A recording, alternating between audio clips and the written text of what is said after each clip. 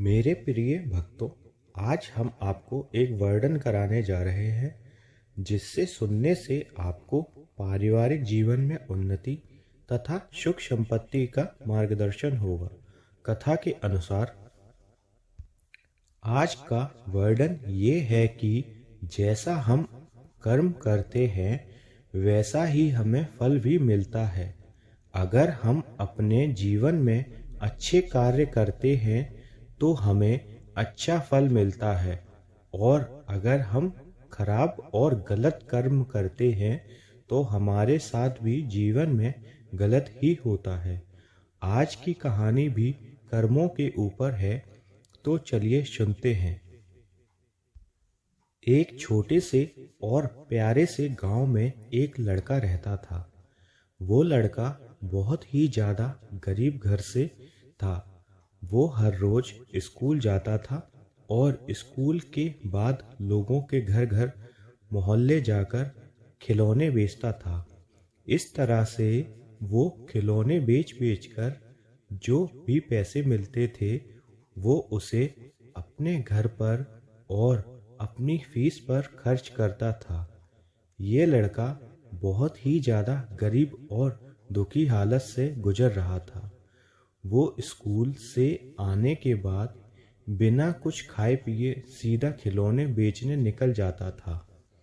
एक दिन उसे बहुत ही ज़्यादा भूख लगती है, लेकिन उसके पास एक भी पैसे नहीं थे कि कुछ लेकर खा ले, क्योंकि सुबह से उसका एक भी खिलौना बिका ही नहीं था। वो एक जगह बैठ जाता है और वो अपनी इस हालत और गरीबी से बहुत ज़्यादा परेशान हो जाता है। वो भगवान से हाथ जोड़कर बोलता है कि आप मेरे कष्ट कब दूर करेंगे? आपने मुझे इंसान का जन्म तो दे दिया, मेरे ज़िंदगी में इतने दुख दिए कि मुझे खाना तक नसीब नहीं हो रहा। वो अब सोचता है कि अब जो भी खिलौना बिकेगा वो उसके कुछ पैसे लेकर उसमें से कुछ पैसे लेकर कुछ खा लूँगा। वो फिर से अपने खिलौने लेकर चल देता है। थोड़ी दूर जाकर एक घर के गेट को खटखटाता है। वहाँ से एक लड़का बाहर आता है। वो खिलौने वाला लड़का उस लड़के से बोलता है कि भैया, मुझे कुछ खाने को दे दो, मैंने सुबह से कुछ नहीं खाया है। वो लड़का बिना कुछ सोचे समझे उस लड़के से बोलता है कि आओ मेरे घर खाना खा लो। वो खिलौने वाला लड़का खुश होकर अंदर चला जाता है। वहाँ वो लड़का उसे खाना पानी सब देता है। वो लड़का उस छोटे खिलौने वाले लड़के से पूछता है, इतनी कम उम्र में इतना ज़्यादा वजन का सामान लेकर क्यों घूम रहे थे? आपके घर पर माता पिता या कोई और नहीं है? वो छोटा लड़का बोलता है कि माँ और पिता बहुत बीमार रहते हैं, उनसे अब काम नहीं होता। अब सारा काम मैं खुद अकेले ही करता हूँ। जो भी पैसे मिलते हैं उन्हें मैं घर दे देता हूँ और साथ में पढ़ाई भी करता हूँ। वो लड़का बोलता है, तुम बहुत ही ज़्यादा मेहनती हो, भगवान तुमको बहुत तरक्की देगा।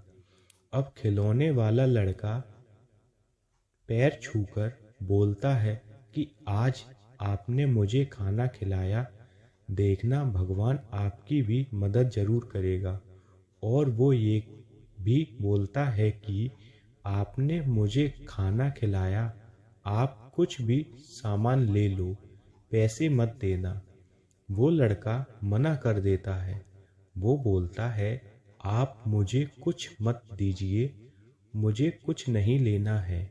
खिलौने वाला लड़का अब वहाँ से चला आता है और बोल के आता है कि आपका दिल से धन्यवाद, क्योंकि आपने मेरी मदद करी है। उसे लगता है कि इस दुनिया में अभी भी इंसानियत जिंदा है। कुछ समय बीतने के बाद वो खिलौने वाला लड़का अब बड़ा हो गया था। उसने अपने स्कूल और कॉलेज की भी पढ़ाई पूरी कर ली थी और एक बहुत ही अच्छा डॉक्टर अब वो बन चुका था।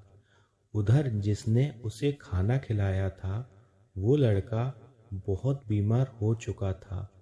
उसके दिन पर दिन हालत बहुत ही ज़्यादा खराब हो चुकी थी और उनके घर वालों की परिस्थिति भी बहुत ही ज़्यादा खराब हो चुकी थी। उनके पास इतने भी पैसे नहीं थे कि वो अपने लड़के का इलाज करा सकें। थोड़े दिन बीतने के बाद उस लड़के के एक दिन बहुत ही ज़्यादा तबीयत बिगड़ जाती है। उसके घर वाले बिना कुछ सोचे समझे उसे हॉस्पिटल में भर्ती करा देते हैं।